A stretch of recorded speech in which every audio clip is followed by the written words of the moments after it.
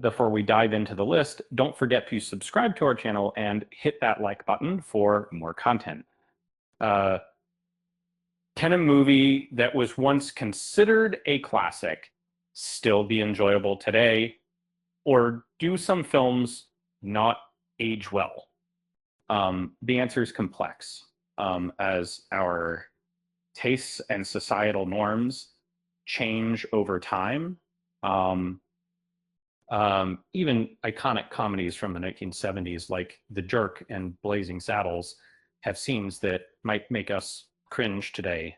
The 1980s were no exception, with many comedies attempting to push boundaries and make us laugh. However, some of these films have not aged well, and their jokes now feel more like cringeworthy moments or even offensive instances. Here are 10-foot 80s comedies that haven't aged well, but are still worth watching with an understanding of their historical context. Uh, um, Porky's, released in 1981, was a sex themed comedy that objectified women and had questionable content. While it was successful at the time, it's challenging to watch today. Okay. Um, Trading Places, starring Eddie Murphy and Dan Aykroyd, tackled classism in a thought provoking manner, but unfortunately featured blackface, which was common during its production era. Uh, Revenge of the Nerds is another comedy that is not aged well, uh, with a scene that portrays sexual assault as a comedic element.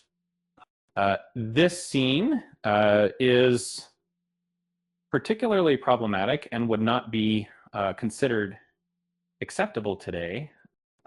Blame It on Rio, released in 1984, features a storyline where a 50-year-old man gets romantically involved with a much younger woman, which is uncomfortable to watch. 16 Candles, another John Hughes film, has several problematic scenes, including one that depicts sexual assault as a comedic element. Mr.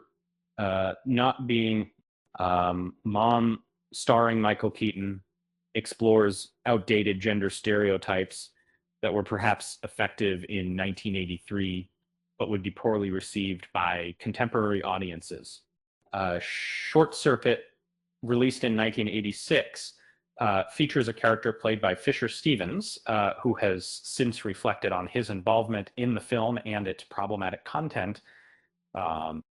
Soul Man, also released in 1986, features a white student using blackface to secure a scholarship, which is outdated and problematic in today's context.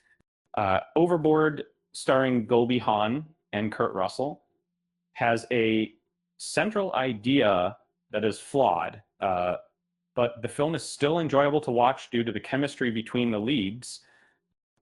Big, starring Tom Hanks, has a scene that might cause unease due to the storyline, where a 12-year-old boy is transformed into an adult and engages in a romantic relationship with a colleague.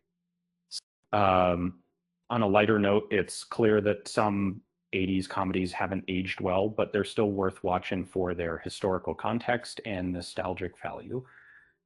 After all, who doesn't love a good laugh, even if it's at the expense of some questionable content?